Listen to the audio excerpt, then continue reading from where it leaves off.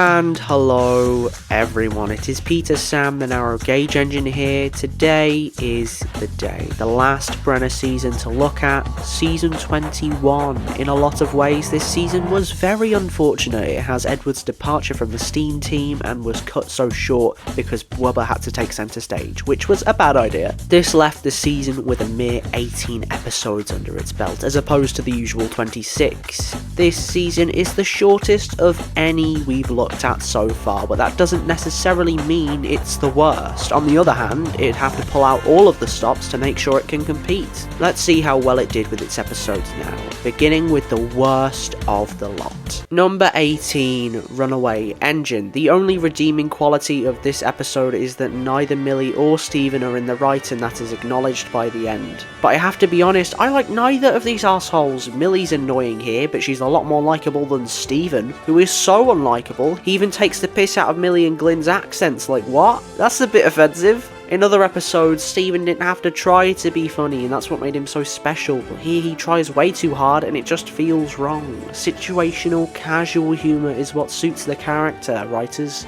Take notes. You know who I blame? Glenn. Ever since he arrived, Steven's character has just taken this nosedive that he hasn't recovered from. Poor guy. Overall, the story is fine, but it's just these characters that make up the cast that I cannot stand. Next, please. Number 17, New Crane on the Dock. The word I'd use to describe this episode is typical. It's just your generic, typical plot about Cranky and Carly learning to work together that is harmless, but ultimately a bit boring. I really don't like that stupid ass Big Mickey reveal at the end though. It feels so forced, and it's a detail that's nice but ignores every other instance where Big Mickey is shown to not have a face. That's dumb to me. This episode also has what I believe to be the most dull and boring montage known to man and engine kinda alike. Although I don't hate it. I don't hate the episode as a whole, really. It's just one of those ones that I have no strong opinions on. Number 16, Unscheduled Stops. Again, this episode's fine. The bulgy reveal at the end is cool, and I don't find it dumb this time. It's just such a menial and uninteresting basic plot that I can't really find anything specific to enjoy about it. I also hate this atop and Hatt spying montage. It's not quite as bad as the previous one, but it's so clear how hard it's trying to be funny, and it just doesn't work. Ultimately, one I don't really have too much to say on, it's just Thomas getting carried away trying to be useful. Cool. Number 15, Dowager Hatt's busy day. Dowager Hatt running the railway and seeing how badly she messes it up is such an entertaining idea, and to a certain extent is done well. We see Dowager learning her way to run a railway is wrong, and Emily helps her to do better. I do quite like that dynamic, but I can't help but feeling more could have been done. More chaos, more entertainment value. That's what episodes where a character gets put in a position of power lack. Chaos and the entertainment that results from it. There's also a few dumb things in there that I'm not a fan of, such as Dowager Hatt's introduction with that stupid music and that gag where she gets everyone to take her stuff around the island like a cake or a hat. So all in all, I think it belongs down here. Number 14, PA Problems. This episode is another one with a menial plot, and whilst it does handle the whole chaotic and confusion side of things well, what makes this episode go this low down is that nothing new is done with this kind of thing, really. It just feels like a cheap sitcom plot that isn't subverted or twisted in some way,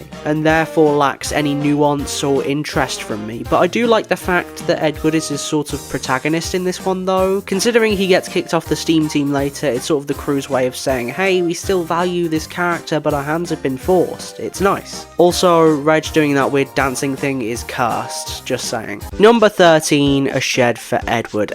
Here's the episode, the infamous Edward exit episode, and how is it?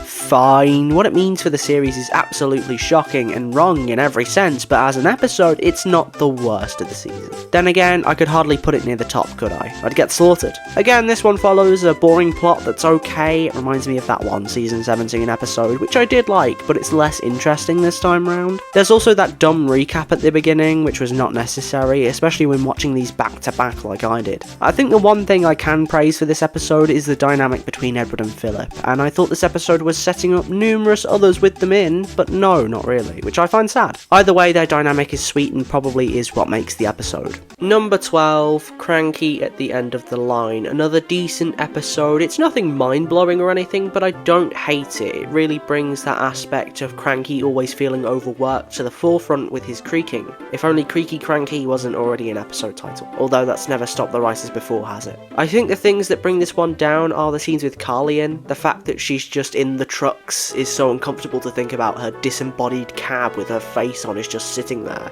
And whether she's conscious or not, either alternative is extremely unsettling. Also, Carly's just rather annoying in this one. She's not as bad in the next episode, but that episode's story is worse. So in the end, I do think that out of our two parts in the Cranky duology this season, Cranky at the end of the line is the better one, and that's largely down to the story. Number 11, Emily in the middle. This episode follows Emily having to help Donald and Douglas haul flatbeds of pipes across the island, and Donald and Douglas mocking each other when one of them is at the back talking to Emily and the other is at the front. This causes them to swap places numerous times, including on Gordon's Hill, which causes Emily to come off the rails. Honestly, I'm in two minds as to Donald and Douglas's characters, and whether they'd really do that to poor Emily without even thinking. On the one hand, they're not stupid, but on the other, they can be really petty like that. So in the end, I decided to place it here because it's a decent story, it's not too heavily flawed, and is for the most part enjoyable, even if you think Donald and Douglas are a bit out of character. I think this is probably the first episode on the list that I can say I like, and I'm glad I can because hey, it's a good one. Number 10, Daisy's Perfect Christmas. Daisy liking Christmas is a fun new quirk for her character, especially because she does kind of seem like she'd be a more Grinch, Scrooge-like character that hates Christmas. I don't know, it's weird that she does, but I'm not complaining, it works. Seeing her slow descent into madness because she's scared of change is something quite amusing to see as well, and the moral here is decent too. All in all, I don't really have a lot to say about this one really, but I like it because of the characters, which seems to be a theme with this season. The better the characters, the higher the episode goes. Also, that ending is quite sweet, with Daisy learning that sometimes change is good. That's why Daisy's Perfect Christmas made its way into the top 10. Number 9, The Big Freeze. The Big Freeze sees Sodor running out of coal and having to stop services to accommodate for that. Unfortunately, stupid Thomas decides that he'll pull his train regardless and ends up getting stuck at a station for days, freezing to death. Meanwhile, the diesels run all of the trains. Eventually, Thomas is rescued and given coal though. In my opinion, Thomas wouldn't be so stupid as to make that move. He's not as thick as pig shit, but I guess it had to happen to progress the plot, yada yada yada. Apart from that, this episode is quite enjoyable for the most part. I would have preferred to have seen more on the diesels running the railway, like the Diesel Express. That could have made for a more interesting watch than Thomas suffering. Either way though, this episode is still enjoyable and I had a good time watching.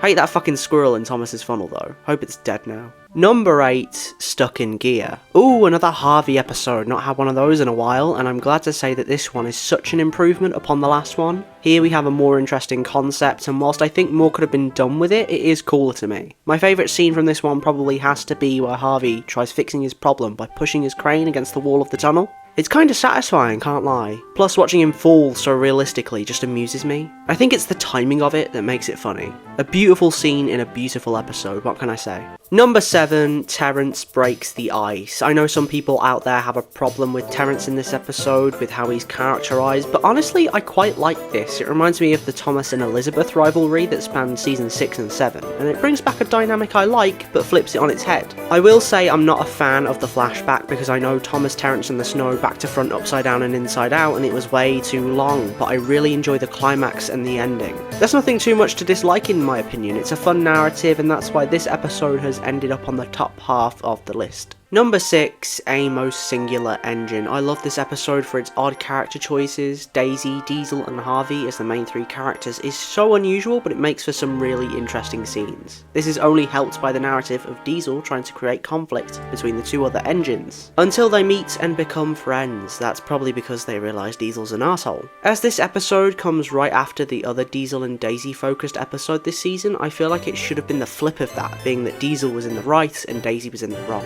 It would have capped off both of the episodes in a more enjoyable way, I think, and it would have provided a better outlook upon both of these characters. Nevertheless, I still really like this episode, but not as much as the next 5 on the list. Number 5, Philip's Number. What a fever dream. Usually I'd think this style of episode is dumb, but here it reflects the imagination of Philip and it just vibes really well with his personality. Philip is just an enjoyable character overall, and watching him interact with the other characters is fun, and no matter what he's doing, I reckon I'd always enjoy it. The one part of the episode that I probably didn't enjoy was not being able to find out why Philip is 68, but even then that works to the story's advantage. I find the climax to be maybe a little underwhelming, but nevertheless it's still fun and is definitely one of the best episodes of this season.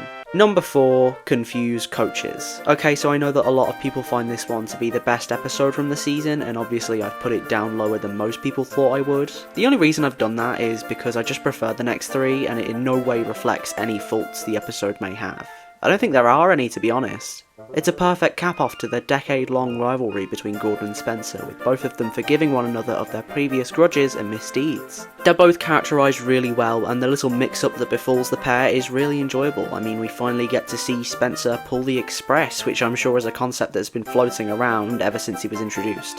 I think everyone knows why we love this episode, and so I'm just going to move on. I think we get the point, we understand, better not waste any more time. Number 3, Hasty Hannah. This episode is great for a variety of reasons, but I think the main reason, as it usually is with Toby episodes in the Brenner era, is the dynamics presented. Toby's dynamic with Hannah just makes this one so interesting, as Hannah is such a contrast to Henrietta, despite them being sisters. That's another thing I like about this episode, the reveal that Hannah is Henrietta's sister. It's a nice little lore reveal that shows the writers are still trying to find ways to world build and add in more interesting little things that made the show so good in the first place. I could talk forever about this episode, but I'll just keep to my favourite scene from the episode, which was the scene where Hannah started falling apart because of how fast James was pulling her along. It reminds me of Hero of the Rails a lot, but it's also the perfect climactic sequence that does them all justice. Again, I could talk forever about this one, but I'll move on now because whilst it is absolutely amazing, it's not my favourite of the season.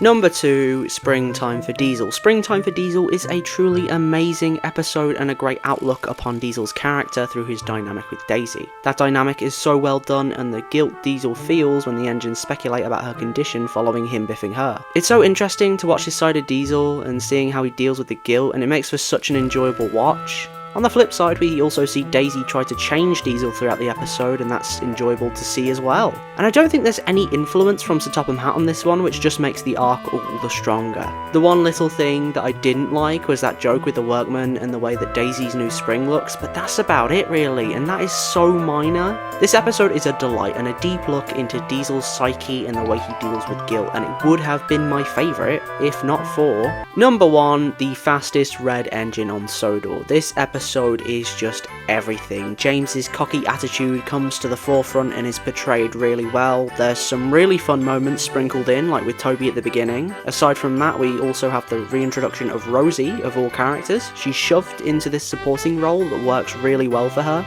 as it shows she's grown from just being Thomas's biggest fan. To coincide with that, she's painted red, which really ticks James off. I do wish that the writers did this more with characters like Stanley or Stafford. Actually, no, not Stafford. Nobody's asking for him back. And who would I be if I didn't talk about the climax? It's so well done, amazingly paced, and finishes with a truly beautiful crash. I think I'd go so far as to say it's one of the best runaways of all time in Thomas the Tank Engine history, and is the best episode of the final Brenner season. So that was season 21. It may not have been the longest ride that we've seen, in fact I think it's the shortest season yet, but it doesn't necessarily mean that it will go near the bottom when we rank the seasons next month. What matters is quality, not quantity. But nevertheless, we'll see when that video premieres in June. I'll see you then, but for now, it's goodbye from me. Bye bye.